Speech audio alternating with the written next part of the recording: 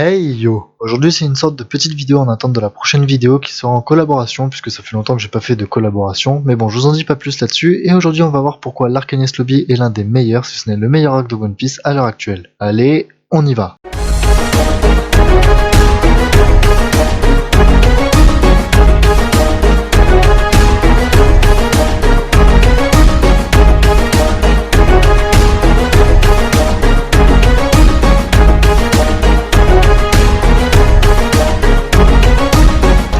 Bon, déjà pour beaucoup d'entre vous, le meilleur arc de One Piece est soit Marineford, soit Dressrosa, et on va voir pourquoi Enies Lobby est capable de rivaliser, voire même surpasser ses arcs et tous les autres de One Piece. Bon, pour commencer, Enies Lobby est le réel premier arc où les Mugiwara s'attaquent vraiment aux institutions mondiales de la justice, à savoir le gouvernement mondial et la marine. Évidemment, il y avait au début le colonel Morgan dès le premier tome, ou encore Crocodile affilié au gouvernement pour ses intérêts, mais ce n'était pas une attaque frontale avec provocation. C'est pour ça que cet arc vaut déjà une bonne place je pense dans les esprits. Je rappelle aussi que Usopp a brûlé le drapeau du gouvernement, et me dites pas que personne n'a eu un coup de chaud à ce moment-là, sans mauvais jeu de mots bien sûr. Ensuite, je rappelle quand même que cet arc a été prémédité par l'arc Water 7 et que tout s'est mis en place et qu'on a eu le droit à des scènes de malade et un stress de temps en temps, par exemple avec les wagons sur l'eau. Mais bon, Zoro il a tout défoncé à ce moment-là et à part ceux qui l'aiment pas, on était tous hypés à fond. Et l'arrivée à Enies Lobby a aussi juste été incroyable. C'est pas une entrée tranquille comme on a eu dans les arcs avant ou quelques-uns après. Non, là comme à Marineford, l'entrée avait pour but de faire du bruit pour atteindre l'objectif et là où ça devient intéressant c'est pour les power-up. C'est pendant cet arc que tous les Mugiwara ont eu un power-up. Par exemple, Luffy a eu ses deux premiers gears, Zoro a eu la Shura, Sanji le Diable Jambe, Chopper le Monster Point, etc.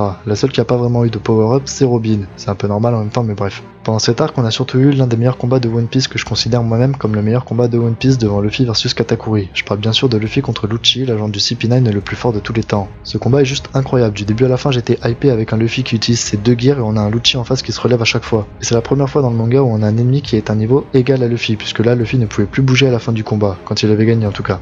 Ce qui n'était pas encore arrivé, et cette scène s'est repassée que environ 400 chapitres plus loin. Mais pour finir avec cet arc, c'est le premier arc où tous les Mugiwara ont eu une prime sur leur tête, allant de 50 berries à 300 millions, ce qui en fait une sorte d'arc décisif dans le scénario. Et il faut pas oublier non plus qu'un Buster Call a été lancé, donc 10 navires de guerre de la marine et 5 vice-amiraux, qui ont détruit Enies Lobby par erreur d'ailleurs. Et en plus cet arc a été la fin du Vogue Mary et le début du Sunny, le nouveau bateau des Mugiwara. Et c'est pour ça que Enies Lobby est pour moi l'un des meilleurs, voire le meilleur arc de One Piece, et dites-moi ce que vous en pensez en commentaire. Voilà, j'espère que cette vidéo vous a plu, si c'est le cas n'hésitez pas à lâcher ton meilleur Dragon Like et à rejoindre la Z-Team. Sayonara.